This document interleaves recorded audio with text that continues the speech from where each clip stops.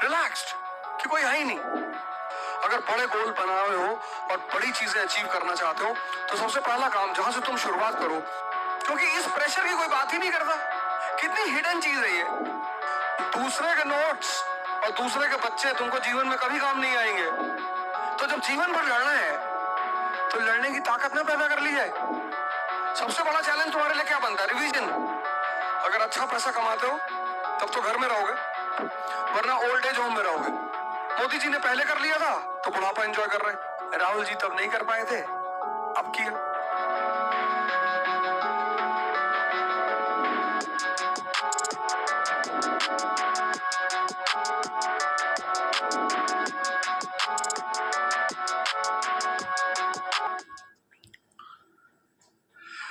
George बुचनन जो है वो अमेरिका का एक जनरल था, आर्मी कमांडर था। तो एक प्लाटून को गवर्न कर रहा था वियतनाम में। वही बचा था अपनी प्लाटून में, सब मारे गए थे। तो उसने एक किताब है the short history of Wars, उसमें सारे वॉर्स की जो इंपॉर्टेंट घटनाएं वो मेंशन है। उसने बताया कि मैं अपनी प्लाटून को लेके जा रहा था और राइस के खेत थे, राइस के।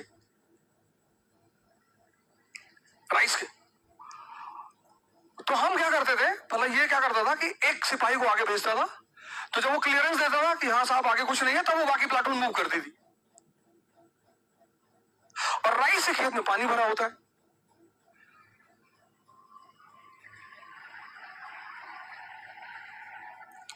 और वियतनामीज क्या करते थे, वियतकांग, वो राइस के खेतों को उन्होंने पानी से जो भरे हुए थे उसके अंदर लेटे हुए थे वो, और 10 किलोमीटर तक लेटे हुए थे। 1 किलोमीटर नहीं, 10। कोई मूवमेंट नहीं पानी में। वो बांस होती है ना, बैम्बू, उस स्टिक को उन्होंने बाहर निकाल रखा था, उससे वो ब्रीथ करते थे। पूरे 6 किलोमीटर की रेंज में अमेरिका की पूरी विंग आ गई, रिलैक्स्ड, कि कोई है ही नहीं, और घेर के मार डाला। सिर्फ बुचनन बचा था। उसके बाद अमेरिका ने डिसाइड किया कि अब दुनिया में डायरेक्ट वॉर कहीं नहीं करना है। देखो अफगानिस्तान में डायरेक्ट वॉर नहीं किया उसने, नॉर्दर्न अलायंस को खड़ा किया तालिबान के लिए। उस वॉर के बाद अमेरिका ने डिसाइड किया कि दुनिया में डायरेक्ट वॉर कभी करनी ही नहीं है। जहां भी लड़ना है वहां एक गैंग को दूसरे गैंग से लड़ाना है, खुद नहीं जाना है। अब दोबारा ये गलती नहीं करनी है।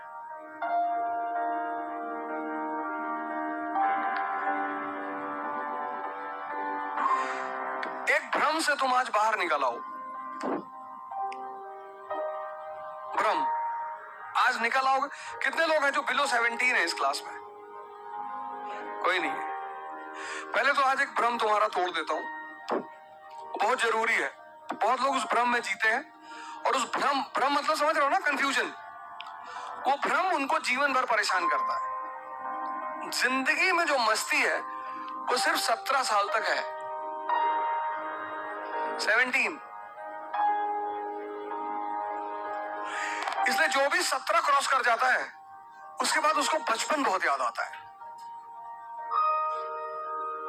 17 पे जिंदगी यू टर्न मारती है, यहाँ पे वो बहुत गंदा वाला यू टर्न मारती है, और यहां से पहला प्रेशर शुरू होता है पेरेंट्स का, कि भैया पढ़ लो।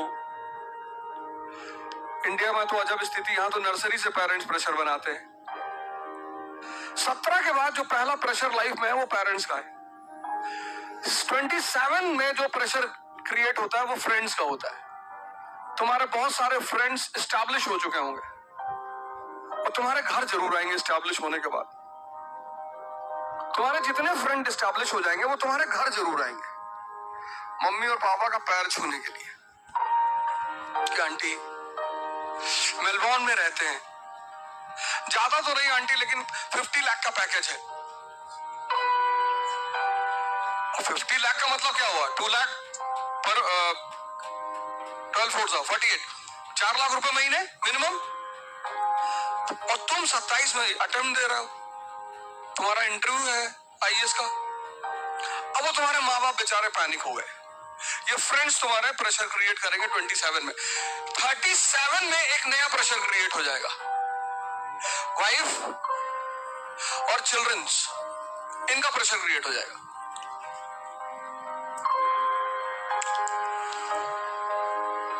बच्चे कि स्कूल का टूर जा रहा है अमेरिका, 12-12 लाख रुपए लगेंगे पापा, ज्यादा नहीं लग रहे।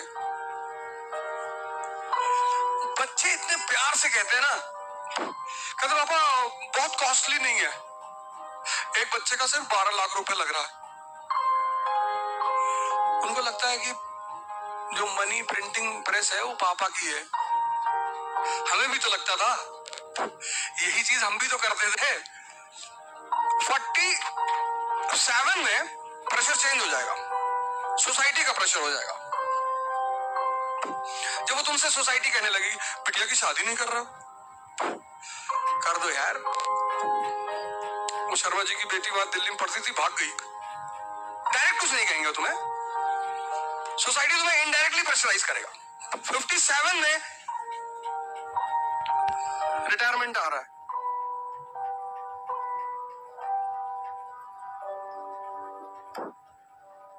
Over, game over.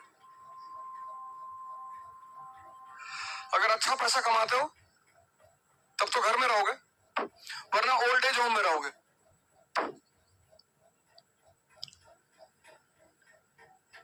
अब कोई किसी को बर्दाश्त करने को तैयार नहीं है।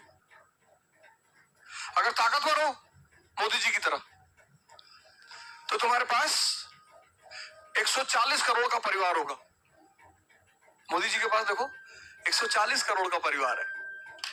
ट्विटर खोलो, उसमें लिखा मोदी का परिवार, मोदी का परिवार। अपने पापा को एक गिलास पानी नहीं दे पा रहे, उनसे कह रहे हैं बुड्ढे होके बकबका रहे हो दिन भर रात भर। ये सब तुम्हारे सामने की घटना है, मैं कोई अलग से एग्जांपल नहीं ले रहा हूं। अब ये जो प्रेशर का खेल शुरू होने जा रहा है तुम्हारी लाइफ में,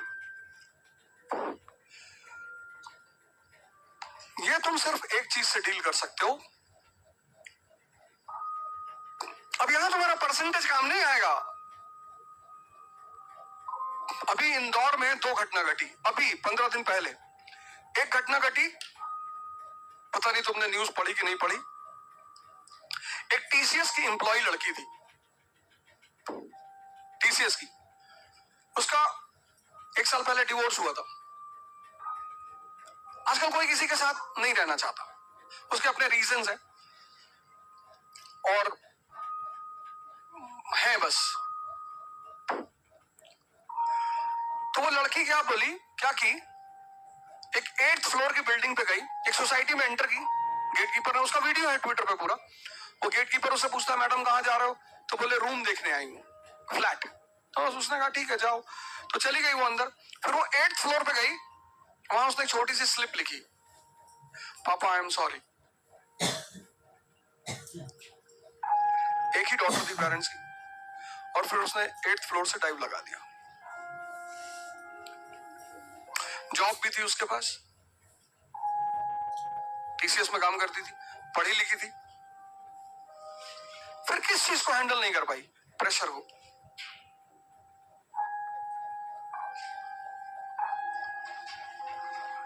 अभी रिसेंटली 10 दिन पहले की इवेंट है, और ऐसे न जाने कितने लोग दुनिया में परेशान हैं, खासकर इंडिया में, क्योंकि इस प्रेशर की कोई बात ही नहीं करता। कितनी हिडन चीज है ये, आज से पहले किसी ने बताया, लेकिन है। अपने पेरेंट्स से जाके पूछो, वो आजकल इस फेस में चल रहे हैं, नहीं चल रहे हैं। और जैसे जैसे ये उम्र बढ़ेगी वैसे वैसे तुम्हें स्कूल याद आएगा, तुम फिर बच्चा होने की कोशिश करोगे। रिलीफ चाहिए ना, थोड़ा सा रिलैक्स चाहिए, मन की शांति वो मिल ही नहीं रही है। अगर तुम्हें ये प्रेशर हैंडल करना है,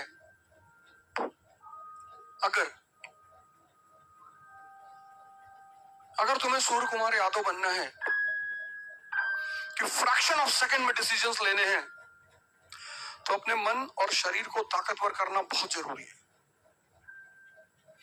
नहीं तो तुम कितना भी परसेंटेज ले आओ, उसका कोई फायदा नहीं है।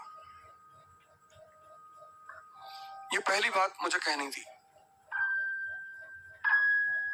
तो पहला काम तो ये करो, सबसे पहला, अगर बड़े गोल बनाए हो और बड़ी चीजें अचीव करना चाहते हो तो सबसे पहला काम जहां से तुम शुरुआत करो वो ये है कि अपनी जिंदगी में कुछ तो शुरू करो जो तुम्हारे मन को स्ट्रांग करे, क्योंकि तुम सारा काम मन से करोगे। इसलिए सबसे पहला काम ये करना है, डायरी में तुम लिख लो, सबसे पहला काम जीवन में ही करना है कि अपने मन को और शरीर को पावरफुल बनाना है। कैसे यार? India is a land of cents. किसी एक को ज्वाइन कर लो, सदगुरु को, पंडित रविशंकर को, दिव्य ज्योति जागृत संस्थान को, बड़े सारे योगिक सेंटर्स हैं जो योगिक क्रिया, ध्यान क्रिया करा रहे हैं, कर लो।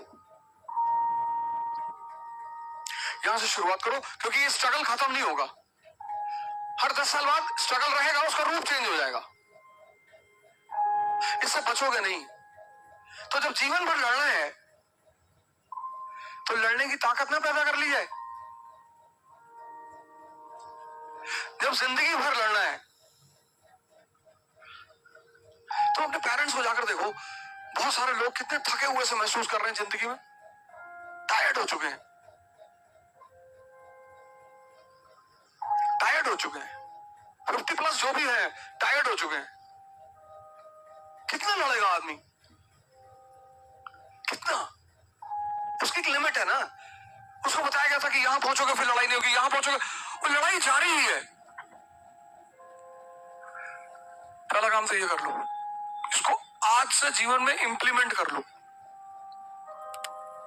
Is that clear? दूसरा काम क्या करना है? अब ये तो बात क्लियर हो गई। यहां से कोई क्वेश्चन है तो बताओ, इस पॉइंट से कोई क्वेश्चन है बताओ। स्ट्रगल करना है, अब वो डेस्टिन्ड है सबका। मोदी जी ने पहले कर लिया था तो बुढ़ापा एंजॉय कर रहे हैं। राहुल जी तब नहीं कर पाए थे, अब किया। तुम्हारी आंखों के सामने पूरे देश में घूमे बेचारे, जो मिला उसी गोदी उठा लिए। मेरा भी था। अब बोले अंकल आपको वोट देंगे।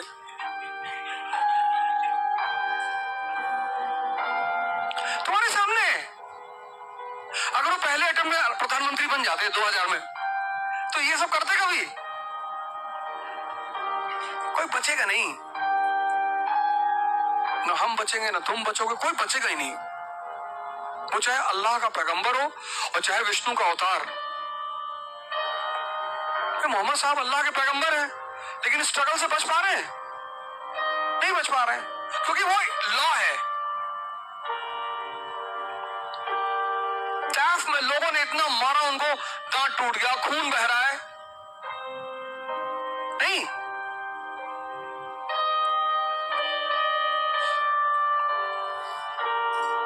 नहीं मारा। भगवान राम 14 साल जंगल में, विष्णु के अवतार। भगवान कृष्ण की पूरी जीवन लड़ाई में ही जा रहा है।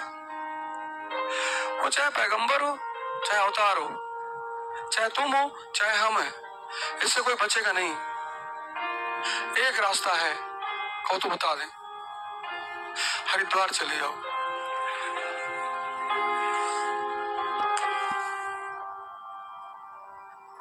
बस वही एक रास्ता है, और कोई रास्ता है नहीं। जो तुम दिन भर बैठ के सपना देखते हो ना कि आईएएस बनेंगे, फिर मंत्री की बेटी शादी होगी, फिर पॉर्श चलाएंगे, फिर एक बैग सपना टूटता हो, तुम कांप के उठ जाते हो कि भाई मुझे कंपाउंड नहीं पता, मैं आईएएस कैसे बनूंगा।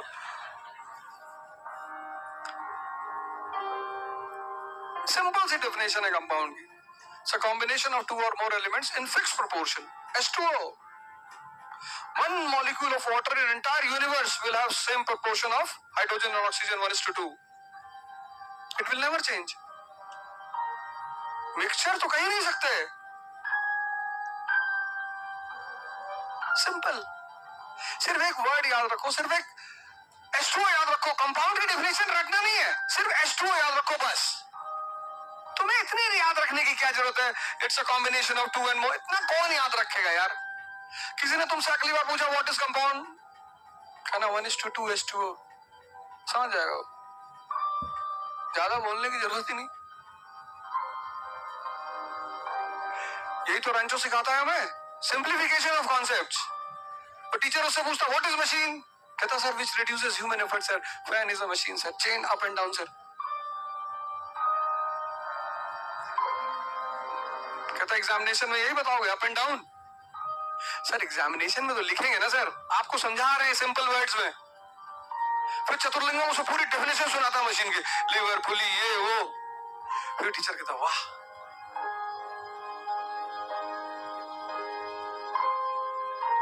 Simplification of concepts. जो भी पढ़ रहे हो तुम यार, दूसरों के नोट्स लेते हो आईएएस की तैयारी में, एमपीपीएससी की तैयारी में, दूसरे के नोट्स और दूसरे के बच्चे तुमको जीवन में कभी काम नहीं आएंगे। दूसरे की बीवी भी नहीं आएगी।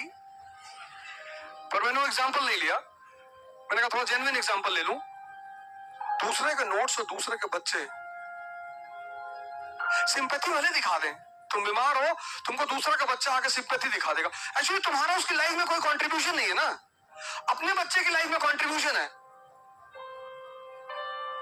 तुमने उस पर इन्वेस्टमेंट किया, पैसे का, टाइम का, तो वो रिमेंबर करेगा, तो तुम्हारा केयर करेगा कि मेरे पापा मुझे कंधे पे बिठा के रामलीला दिखाने ले आते थे, मेरे पापा ऐसे करते थे, मेरे पापा ऐसे करते थे। वो सारी मेमोरी उसे रिकलेक्ट होगी, तो उस मेमोरी के कारण वो तुम्हारा केयर करेगा कि मेरे माँ बाप ने मेरे लिए इतना किया है।